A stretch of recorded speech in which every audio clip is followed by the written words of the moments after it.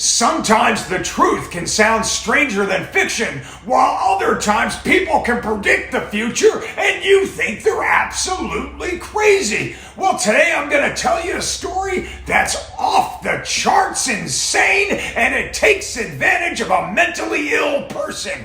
But before I do, don't forget to hit like, subscribe, hit notifications, but most importantly, get that bowl of chicken chili and let's get ready to get into it.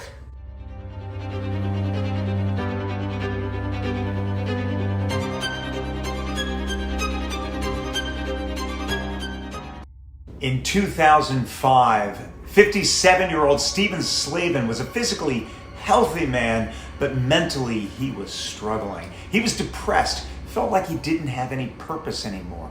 And so in August of that year, he decided to just go on a road trip.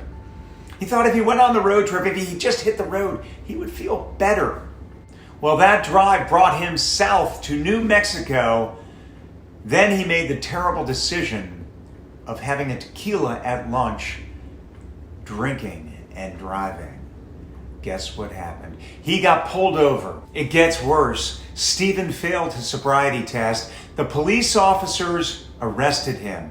Stephen was brought to a local detention center where during his booking process it was discovered that he had a history of mental illness. And so the officers, following the county's policy, segregated him from the rest of the general public.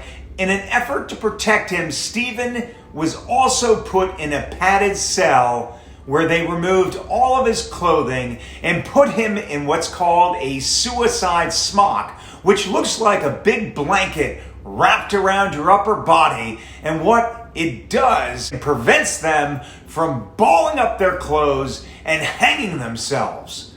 After a few days in this padded cell, Stephen was moved to another, better cell that had a window and a shower.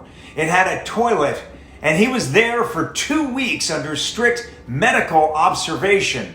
But at the end of those 2 weeks, for reasons that are not entirely clear, was moved to solitary confinement for a DWI. Solitary confinement is a type of imprisonment where the inmate is shifted into a single person cell and they are kept there nearly 24 hours a day with no interaction.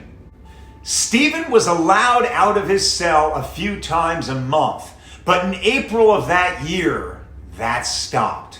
He almost never left his cell again. And without leaving his cell, Stephen was unable to bathe.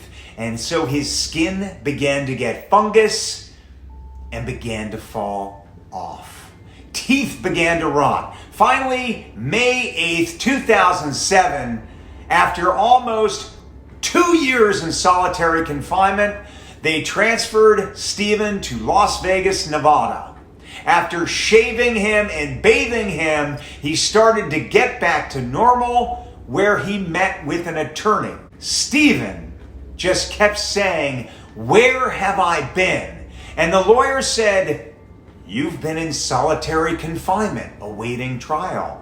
You've been there for almost 2 years. That was shocking to Stephen. He actually couldn't remember that time in his life. It was like he had driven himself crazy and he had to completely repress those memories. But when the lawyer told him about it, it began to bring those memories back, and Stephen begged the lawyer not to let him send him back to solitary confinement. Unfortunately, that's where we have to send you, Stephen. You have to go back to await your trial for DWI. And unfortunately, we have no idea when that trial is going to be. But since they transferred you to this institute, we're pretty sure that your trial will be coming up in the near future. Stephen was abruptly taken out of the room, put in a van, driven back to New Mexico, put back into his solitary confinement cell, and immediately began to deteriorate. He begged the guards not to put him in the cell. But nobody was listening, and before long the doors had shut and he was all alone again. Within a couple of days, Stephen developed an abscess in one of his teeth, and he tried to get medical attention, but he didn't. And so he sat in the corner of his cell, and for 8 hours a day, he would rock back and forth and violently twist and yank at his tooth until he was able to rip it literally out of his head. Almost 2 months later, on June 22nd, 2007, Stephen's case finally got seen in front of a judge. All of the charges were dismissed. The judge found out about the horrible mistreatment of Stephen and took pity on him. 3 days later, Stephen was released from jail, reunited with his family.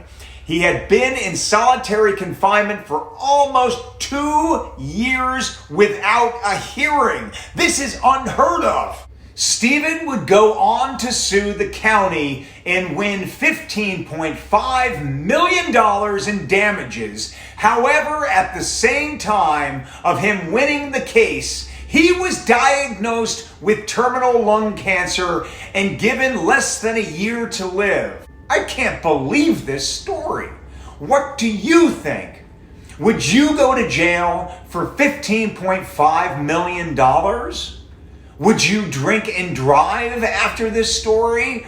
I wouldn't do either. I have children. I want to leave them something, but I would never go to this extreme for any of that.